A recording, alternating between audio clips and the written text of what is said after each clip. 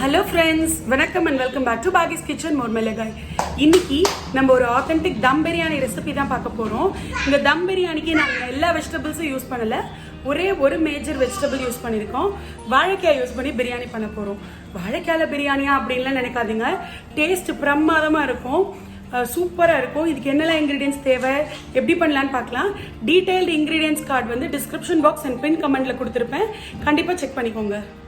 இப்போ ஃபர்ஸ்ட் வந்து பிரியாணிக்கு 1 கப் அளவுக்கு பாஸ்மதி ரைஸை வந்து நல்லா வாஷ் பண்ணிவிட்டு ஒரு 20 மினிட்ஸ் அளவுக்கு ஊற வச்சுருக்கேன். இதை நான் வந்து ஓப்பன் குக்கிங் பண்ணி எடுத்துக்க போகிறேன். அதனால் தண்ணி மெஷர்மெண்ட் பற்றி கவலை இல்லை. அதுக்காக தான் ஒரு பாத்திரத்தில் தண்ணி கொதிக்க வச்சுட்ருக்கேன். இப்போ ஒரு டீ பேக்கில் பார்த்தீங்க அப்படின்னா நான் வந்து பட்டை, கிராம்பு, சோம்பு, ஏலக்காய் இந்த மாதிரி எல்லா ஸ்பைசஸும் இந்த டீ பேக்கில் சேர்த்து அந்த தண்ணியில் சேர்த்துக்கிறேன். ஏன் அப்படின்னா அந்த ரைஸில் வந்து நமக்கு கடிப்படும் இல்லையா, அந்த மாதிரி பிரியாணியில் சில சமயம் ஏலக்காயில் கடிப்பட்டா நல்லா இருக்காதுல்ல, அதனால் இந்த மாதிரி நான் சேர்த்துக்கிறேன்.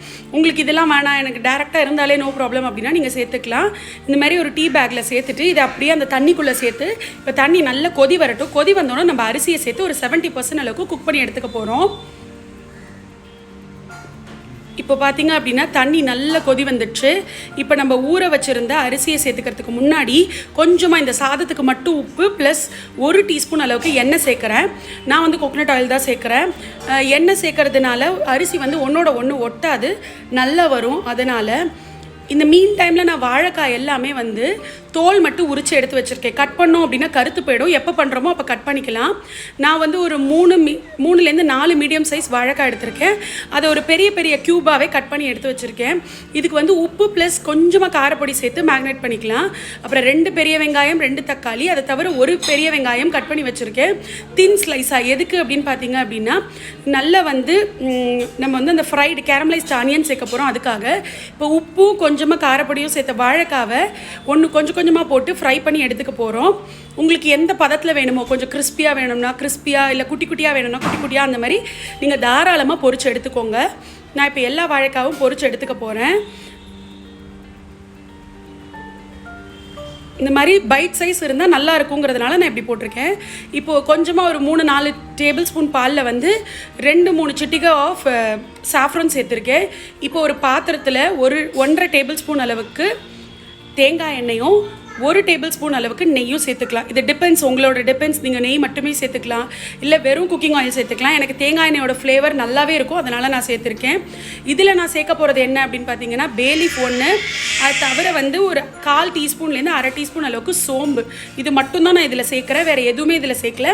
ஏன்னா நம்மளோட பேக்லேயே நம்ம வந்து அதெல்லாம் சேர்த்துட்டோம் இல்லையா, அதனால் இது போகிறோம் நமக்கு.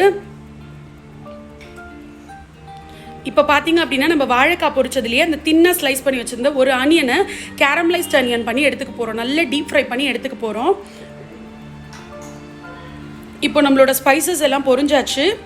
இப்போ இதில் வந்து ஒரே ஒரு பச்சை மிளகாய் வந்து உடச்சி வச்சுருந்தது, அப்புறம் ஒரு 2 பெரிய வெங்காயம் நீல வாக்கில் கட் பண்ணதை சேர்த்து கொஞ்சமாக 1 டேபிள் ஸ்பூன் அளவுக்கு இஞ்சி பூண்டு விழுது சேர்த்துக்கிறேன்.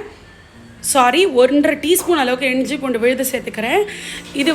இதை சேர்த்துட்டு அந்த இஞ்சி பூண்டோட பச்சை வாசனை போனோன்னே ஒரு 4 முந்திரி பருப்பு இதோட சேர்த்துக்கிறேன்.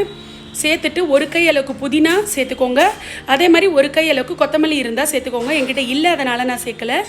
இப்போது நம்ம கட் பண்ணி வச்சுருந்த 2 தக்காளி இதையும் சேர்த்துக்கிறோம். இதை தவிர வாழைக்காவை தவிர வேறு எந்த வெஜிடபிளும் நம்ம சேர்க்க போகிறது இல்லை. இப்போது இந்த தக்காளி கொஞ்சம் குக் ஆகணும். அதுக்குள்ளேயே 1/4 டீஸ்பூன் அளவுக்கு மஞ்சள் தூள், ஒரு 1/2 டீஸ்பூன் அளவுக்கு காரப்பொடி, தேவையான அளவுக்கு உப்பு. இந்த மசாலாவுக்கு மட்டும் உப்பு போட்டுக்கோங்க, ஏன்னா ரைஸ்க்கு தனியாக போட்டிருக்கோம், வாழைக்காய்க்கும் தனியாக போட்டிருக்கோம். நான் ஏன் 1/2 டீஸ்பூன் மட்டும் காரப்பொடி சேர்க்குறேன் அப்படின்னு நீங்கள் யோசிக்கலாம். நான் வந்து 1.5 டீஸ்பூன் அளவுக்கு பிரியாணி மசாலா சேர்க்குறேன். இது வந்து ஈஸ்டர்ன் பிராண்டோடது, இது பெய்ட் ப்ரமோஷன் இல்லை, நல்லாவே இருக்குது. ஹைதராபாத் பிரியாணி மசாலா சேர்த்துருக்கேன். இப்போ பார்த்தீங்க அப்படின்னா வெங்காயத்தை இந்த மாதிரி பொரிச்சு எடுத்து வச்சுக்கோங்க. இப்போ நம்மளோட தக்காளியும் ஓரளவுக்கு குக் ஆனோடனே ஒரு 1.5 டேபிள் ஸ்பூன் அளவுக்கு தயிர் சேர்த்துக்கலாங்க. தயிர் சேர்த்தோம் அப்படின்னா பிரியாணிக்கு ஒரு நல்ல ஃப்ளேவர் கொடுக்கும். இப்போ எண்ணெய் பிரிஞ்சு வர அளவுக்கு இதை குக் பண்ணிக்க போகிறோம் இந்த மசாலாவை. இப்போ பாருங்கள், நல்ல எண்ணெய் பிரிஞ்சு வந்து தொக்கு ரெடி ஆகிடுச்சு. அடுப்பு ஆஃப் பண்ணிக்கலாம். ஒரு அடி கனமான பாத்திரத்தை எடுத்து ஒரு 2 டீஸ்பூன் அளவுக்கு நெய் அடியில் வந்து ஸ்ப்ரெட் பண்ணிக்கோங்க. ஸ்ப்ரெட் பண்ணிவிட்டு நம்ம தம் பிரியாணிக்கு லேயர் பண்ண ஆரம்பிச்சிடலாம். நான் அடுப்பு ஆனில் தான் வச்சுருக்கேன். சிம்மில் வச்சுக்கோங்க. மேக்ஸிமம் மினிமமாக சிம்மில் வச்சுக்கோங்க. எவ்வளோக்கு எவ்வளோ சிம் பண்ண முடியுமோ அவ்வளோக்கு எவ்வளோ சிம் பண்ணுங்கள். முதல் லேயர் ஆஃப் மசாலா போட்டுட்டோம். இப்போ ரைஸ் போடுறோம். அதுக்கு மேலே பார்த்தீங்க அப்படின்னா சாஃப்ரான் மில்க் விடுவேன். அப்புறம் வந்து கேரமலைஸ்ட் ஆனியன், வாழைக்காய் இதெல்லாம் போடுவேன். இதே மாதிரி நம்ம லேயராக பண்ணிகிட்டே இருக்கணும். எவ்வளோ தூரம் ரைஸ் அண்ட் மசாலா இருக்கோ அவ்வளோ லேயர் நீங்கள் பண்ணிக்கலாம். இப்போ திருப்பி மசாலா கொஞ்சம் போட்டதுக்கு அப்புறமா கேரமலைஸ்ட் ஆனியன், வாழைக்காய், then I will add saffron milk. இதெல்லாம் கொஞ்சம் கொஞ்சமாக சேர்த்துட்டு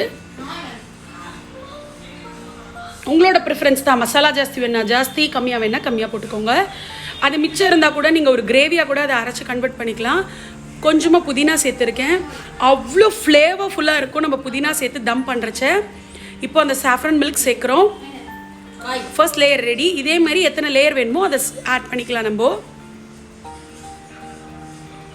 ஆட் பண்ணிவிட்டு மூடி போட்டு காற்று போகாத வரைக்கும் மூடி போட்டுட்டு ஒரு 10 நிமிஷம் அளவுக்கு தம் விட்டோம் அப்படின்னா பர்ஃபெக்டாக குக் ஆகிடும் நம்மளோட தம் பிரியாணி. 10 நிமிஷம் ஆனதுக்கு அப்புறமா அடுப்பை ஆஃப் பண்ணிவிட்டு இன்னொரு 10 நிமிஷத்துக்கு அப்படியே ரெஸ்ட் பண்ண விட்டுருங்க. இப்போ 10 நிமிஷம் முடிஞ்சிடுச்சு. நான் பாருங்கள், சூப்பராக இருக்கும் நம்ம பிரியாணி. நான் அப்படியே மூடி போட்டு ஒரு 10 நிமிஷத்துக்கு ரெஸ்ட் பண்ண போகிறேன். ரெஸ்ட் பண்ணிட்டோம் அப்படின்னா நம்மளோட தம் பிரியாணி ரெடி. ட்ரை பண்ணி பார்த்துட்டு எப்படி இருக்குன்னு சொல்லுங்கள்.